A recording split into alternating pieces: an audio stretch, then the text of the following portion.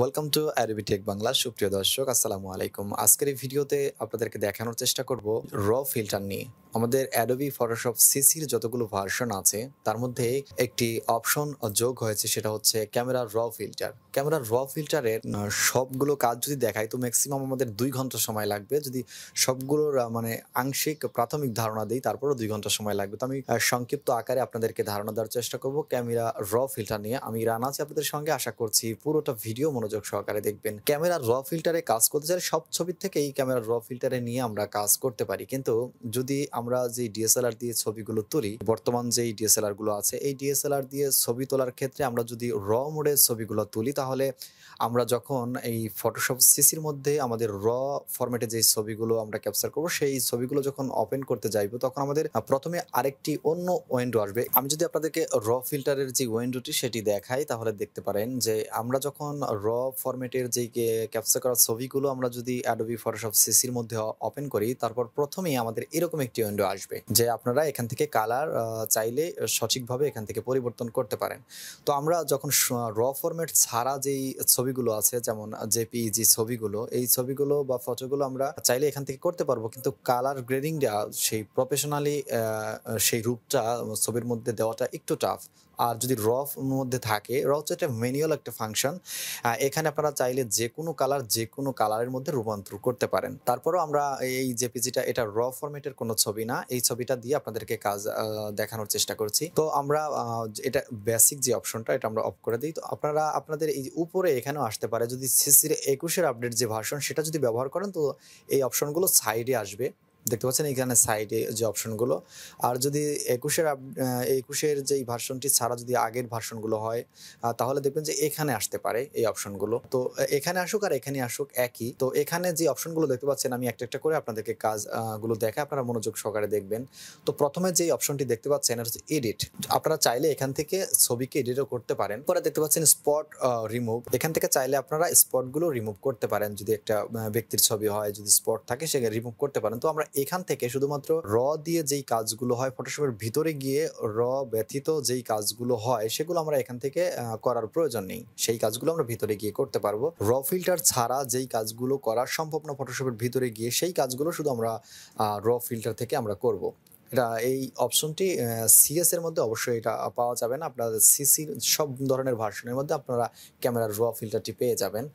তো এখানে আমরা বেসিক প্রথমে যদি দেখাই তো এখানে দেখতে পাচ্ছেন যে অপশনগুলো এটা হচ্ছে বেসিক একটি অপশন। এখান থেকে আপনারা ক্যামেরার মানে ছবির যেমন লাইট, হাইলাইট, কন্ট্রাস্ট, এক্সপোজার, তারপর টেম্পারেচার সবকিছু এখান থেকে আপনারা কন্ট্রোল করতে পারবেন। যেমন আমরা যদি এখান থেকে টেম্পারেচার বাড়াই তো আপনারা আমি ছবিটাকে দুইটা করে নিই। এখানে যে যেমন দেখতে পাচ্ছেন একটি ছবি নিচে দেখতে পাচ্ছেন, এখানে যদি আমরা এটা ক্লিক করি তাহলে আমাদের ছবি ২টা ছবি হয়ে গেছে। অর্থাৎ এখন যেই কাজগুলো করব এটা আফটার এই ছবিটার মধ্যে এপ্লাই হবে আর আগের এটা এভাবেই থাকবে। তো আমরা এখান থেকেই কম্পেয়ার করতে পারবো যে কোন ছবিটা কেমন। তো এখান থেকে যে আমি এখান থেকে টেম্পারেচারটা একটু বাড়িয়ে দেই তো দেখবেন ছবির কালারটা কেমন হয়। তো আপনারা এটাকে কম বেশি করে আপনাদের ছবির মানসম্মত করে এটা করতে পারেন। তারপর নিচে দেখতে পাচ্ছেন ট্রেন্ড, এখান থেকেও আপনাদের কালার যেটা প্রয়োজন সেটা কম বেশি করে নিতে পারেন। তো এরপর নিচে দেখতে পাচ্ছেন এগুলো হচ্ছে বেসিক একটা ধারণা।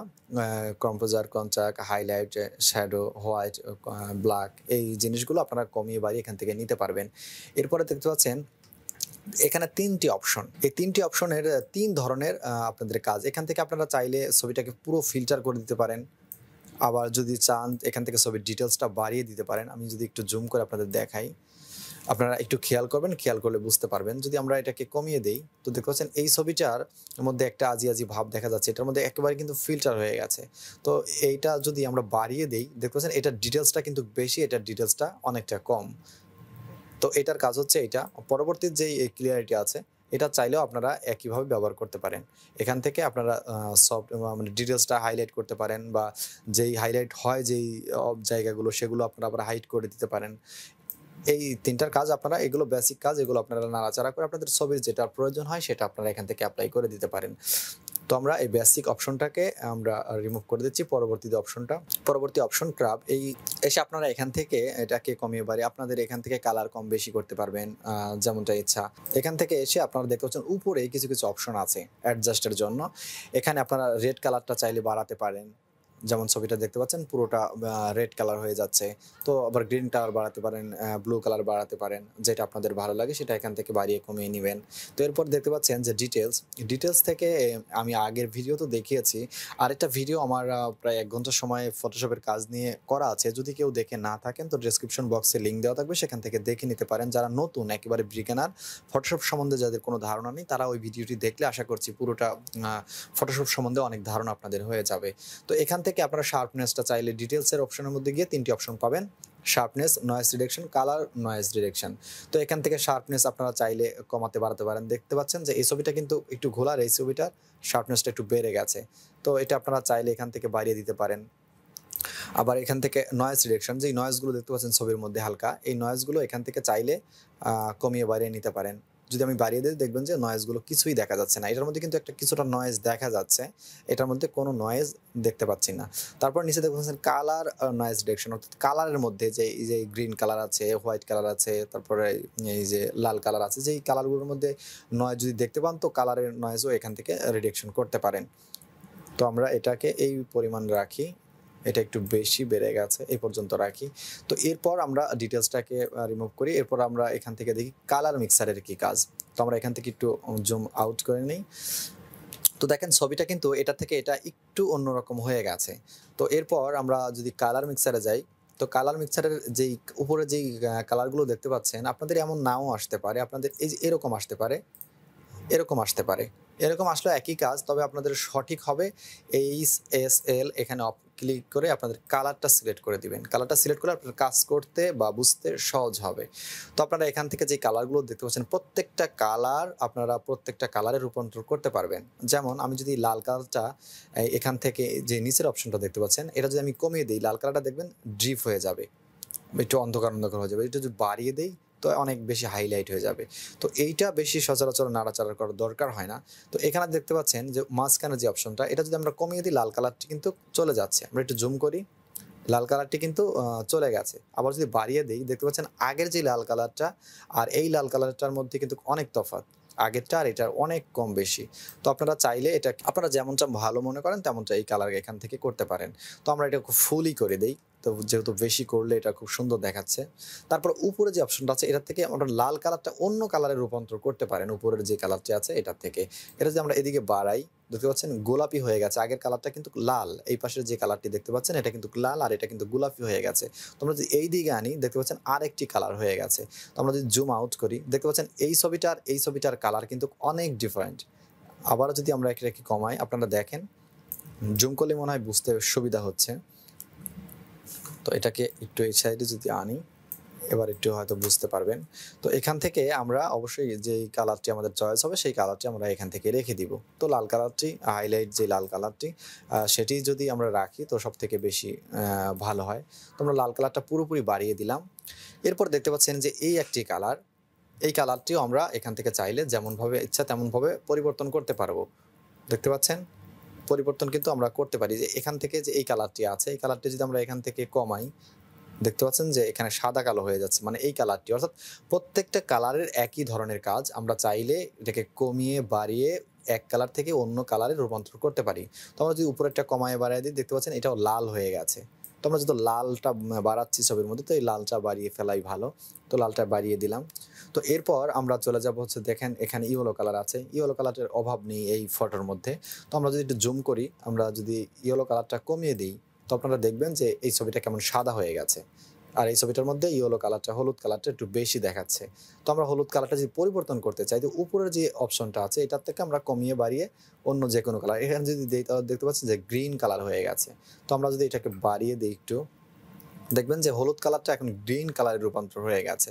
তো আমরা এটাকে যদি মাঝখানে রাখি যেমন ছিল এমন, দেখতে পাচ্ছেন এই কালারটা থেকে, মানে বিফোর থেকে আফটারের কিন্তু যেই কালারটা, এটার কালার গ্রেডিংটা বা ছবিটা কিন্তু অনেক সফট, অনেক সুন্দর দেখাচ্ছে। তো আমরা এটাকে এই কালারটাই রেখে দিব। এরপর দেখতে পাচ্ছেন গ্রিন কালারটি ছবির মধ্যে অনেক আছে। তো আমরা যদি একটু জুম করে নেই, তো আপনারা খেয়াল করবেন যে এখন গ্রিন কালারটা যদি আমরা এখান থেকে কমাই, তো দেখতে পাচ্ছেন ছবিটা কিন্তু গ্রিন কালারটি একবারে কালো হয়ে গেছে, মানে সাদা কালো হয়ে গেছে, ব্ল্যাক অ্যান্ড হোয়াইট। তো আমরা এটাকে যদি আবার জুম করি, দেখতে পাচ্ছেন যে এটা যদি বাড়িয়ে দেই তো এই কালারটি কিন্তু আপনাদের বিফোর যে ছবিটা, এই ছবিটা থেকে এই ছবিটার কালারটা কিন্তু অনেক ডার্ক, অনেক সুন্দর দেখাচ্ছে। তো আপনারা চাইলে এখান থেকে এইভাবে কালারটি পরিবর্তন করতে পারেন। আবার যেমন এইটা আছে, এটার উপরে যেই কালারটি আছে, এটা যদি আমরা এইভাবে ম্যানুয়ালি সিলেক্ট করি, তো আমরা এই কালারটি সিলেক্ট করলাম। এখান থেকে যদি কমিয়ে দেই তো বাড়িয়ে দিলে কালারটি বাড়ছে। আবার যদি এখানে যে ঢাকনা আছে, এই ঢাকনার উপরে যে নীল কালারটি আছে, এটা যদি আমরা এখান থেকে কমিয়ে দিই, দেখতে পাচ্ছেন সাদা কালো হয়ে গেছে। আবার যদি বাড়িয়ে দেই তো কালারটি অনেক ডিপ দেখাচ্ছে। তো আপনারা এইভাবেই আপনারা প্রত্যেকটা কালার যদি পারেন তো আপনারা এখান থেকে চাইলে কালার গ্রেডিংটা করতে পারেন খুব মন মতো বা ইচ্ছে মতো। এটা কিন্তু জেপিইজি একটি ফটো। আপনারা যদি র ফিল্টার থেকে করেন, অরিজিনালি একটা ডিএসএলআর দিয়ে র মোডে একটা ছবি উঠান, আর সেটা যদি আপনারা র ফিল্টারে এসে এভাবে কাজ করেন, সেটা আরও সুন্দর, আরও সফট, আরও অনেক সুন্দর দেখাবে ছবিগুলো। তো এইটার মধ্যে দেখতে পাচ্ছেন এই দুইটা যে ছবি আমি কাজ করলাম, দুইটা ছবি কিন্তু একেবারেই মানে আলাদা হয়ে গেছে। এই ছবিটার ওই ছবিটার মধ্যে অনেক অনেক তফাৎ। তো এরপর আমরা কালার মিক্সারটা আমরা সরিয়ে ফেলি। এরপর আসে কালার গ্রেডিং।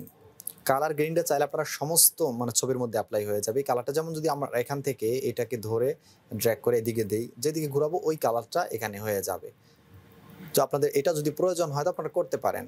এটার আমাদের প্রয়োজন নেই, তো আমরা এখানে মাঝখানে রেখে দিলাম। কালার গ্রেডিং থেকে এখান থেকে আপনারা ম্যানুয়ালি করতে পারেন অ্যাডজাস্ট। এই যে ব্ল্যাক কালার আছে, এই কালার আছে, যেটা আপনাদের মানে দরকার হবে সেটা আপনারা এখান থেকে কালার গ্রেডিংটা করতে পারেন। এক কথায় র ফিল্টার নিয়ে যদি আপনাদেরকে কাজ দেখাই বা একেবারে ডিটেলস যদি ভেঙে বলি, তো ম্যাক্সিমাম 2 ঘন্টা সময় লাগবে আমাদের এই কাজটি দেখাতে, যদি একটা একটা করেও কাজ দেখাই। তো উপরে দেখতে পাচ্ছেন অটো, এখানে দেখতে পাচ্ছেন ব্ল্যাক অ্যান্ড হোয়াইট। যদি অটোতে সিলেক্ট করি অটো হয়ে যাবে। যেমন অটোতে যদি সিলেক্ট করি দেখতে পাচ্ছেন অটো যে কালারটি দেওয়ার দরকার সেটা কিন্তু এখানে অ্যাপ্লাই হয়ে গেছে।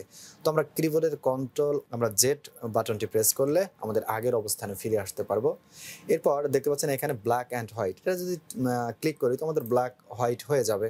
তো আমরা এখান থেকে চাইলে আপনারা অটো কালার দিতে পারেন, অথবা ব্ল্যাক হোয়াইট যদি করেন করতে পারেন। কন্ট্রোল জেড প্রেস করে আমরা আগের অবস্থানে ফিরে আসলাম। তো এরপর এই সাইডে যে অপশনগুলো, এই অপশনগুলোর কিছু কাজ আপনাদেরকে দেখানোর চেষ্টা করি। এর পরবর্তী অপশনে দেখতে পাচ্ছেন স্পট রিমুভ টুল। এখান থেকে চাইলে আমরা যদি এটা থেকে সিলেক্ট করি, সিলেক্ট করার পর যেহেতু স্পট রিমুভ আমরা ভিতরে গিয়েও করতে পারবো, এখান থেকে না করলেও সমস্যা নেই, তবে করতে পারলে করে ফেলবেন, যদি প্রয়োজন মনে হয় করে ফেলবেন। যদি আমরা এই হলুদ জায়গাটাই সিলেক্ট করি, যদি ক্লিক করি, আপনারা খেয়াল করবেন যে এখানে একটা ক্লিক করলাম, দেখতে পাচ্ছেন এই কালারটা এখান থেকে ধরে আমাদের যেখানে সিলেক্ট করেছিলাম সেখানে এনে অ্যাপ্লাই করে দিয়েছে।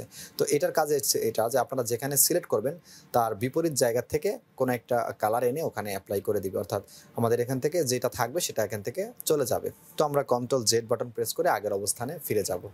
তো স্পট রিমুভ যেই টুলটি সেটির কাজ তো আপনারা দেখেছেন।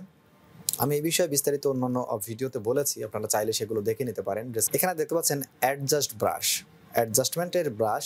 এখানে আপনার খুব সুন্দর কিছু কিছু ম্যাজিকের মতো কিছু কিছু কাজ আছে। এখান থেকে চাইলে আপনারা ম্যানুয়ালি কাজগুলো করতে পারেন। এই ফিল্টারের কাজ আপনারা যদি চান যে একটা জায়গা একটু হাইলাইট করতে হবে, একটা জায়গা থেকে একটু ড্রিফট করতে হবে, সেটা যদি চান, যেমন ধরেন এটার কাজ আমরা হচ্ছে ফিল্টারটা সিলেক্ট করলাম, তারপর এখান থেকে ড্র্যাগ করে ধরে একটু এই সাইডে আনলাম, দেখতে পাচ্ছেন কালারটি কিন্তু অন্যরকম হয়ে যাচ্ছে। এখন এই কালারটি আমাদের চয়েসফুল না, তো আমরা যদি এখান থেকে কালার চেঞ্জ করি তো দেখতে পাচ্ছেন যে অন্য কালার, আকাশের যে রংটা সেটা কিন্তু পরিবর্তন হয়ে যাচ্ছে। আপনারা চাইলে এইভাবেও এখান থেকে আপনাদের ব্যাকগ্রাউন্ড কালার বা যেটাই চেঞ্জ করতে চান সেখান থেকে চাইলে চেঞ্জ করতে পারবেন। তো আমরা কন্ট্রোল জেড বাটন প্রেস করে আগের যে অপশনটি সেটিতে মধ্যে ফিরে আসলাম। তো এখান থেকে আমরা এই কালারটি যদি দেই, একেবারে মন্দ না, এটা মোটামুটি ভালোই লাগছে। তো এটা অ্যাপ্লাই করে দিলাম, এখানেই থাক। তো এরপর এখানে দেখতে পাচ্ছেন যে ভিজুয়াল ফিল্টার, এই ফিল্টারটির কাজ হচ্ছে আমরা যদি এখান থেকে এটা এভাবে ড্র্যাগ করে ধরি, দেখতে পাচ্ছেন যে কালারটি মানে আমরা যেই সাইড থেকে ধরবো, মানে এটা এক ধরনের শ্যাডোর মতো কাজ করে। আমরা যেই সাইড থেকে কালারটি দরকার আমরা সেই সাইড থেকে অ্যাপ্লাই করে দিতে পারবো। যেমন এটা লম্বা যদি করি লম্বা হবে, বা এইদিকে করলে এইদিকে হবে, আমরা চাইলে করে দিতে পারেন। এখান থেকে কালারটা আপনারা চাইলে যেই কালারটা আপনাদের দরকার সেই কালারটা এখান থেকে সিলেক্ট করে দিতে পারেন। তো আমরা এটাকে কন্ট্রোল জেড বাটন প্রেস করে আগের অবস্থানে ফিরে গেলাম। এরপর আমরা দেখবো হচ্ছে আমাদের এখানে আই রিমুভাল একটি অপশন আছে, এটা থেকে শর্টকাটে আপনারা শিফট বাটন প্রেস করে এফ প্রেস করলেও এখানে আপনারা চলে আসতে পারবেন। তো এখানে আমরা যদি ক্লিক করি এখানে দুইটি অপশন দেখতে পাচ্ছেন। এই দুইটি অপশনের কাজ আপনারা এক কথায় ফটোশপের মধ্যে গেলে আপনারা যখন কাজ নাড়াচাড়া করবেন তখন এমনিতে একটা অভিজ্ঞতা আসবে। আমি শুধু ধারণাগুলো আপনাদের দিচ্ছি যে কি কি ধরনের কাজ আপনারা এখান থেকে করতে পারবেন। আর এরপর এখান থেকে আপনারা চাইলে এটাকেও কমিয়ে বাড়িয়ে দিতে পারেন। আপনারা এই কাজগুলো আপনারা যদি করেন, ম্যানুয়ালি যদি করেন, তো করতে, করতে একটা অভিজ্ঞতা আপনাদের মধ্যে হয়ে যাবে। তো এটাকে আমরা অবশ্যই ওকে করে দিই এখন। ওকে করে দিচ্ছি। এবার কালার গ্রেডিংটা একটু সময় লাগছে। দেখতে পাচ্ছেন যে এপ্লাই হয়ে গেছে আমাদের যে ছবিটি সেটি।